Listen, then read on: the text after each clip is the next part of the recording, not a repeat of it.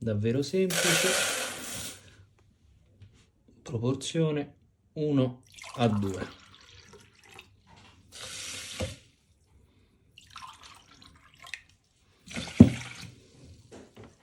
Attenzione.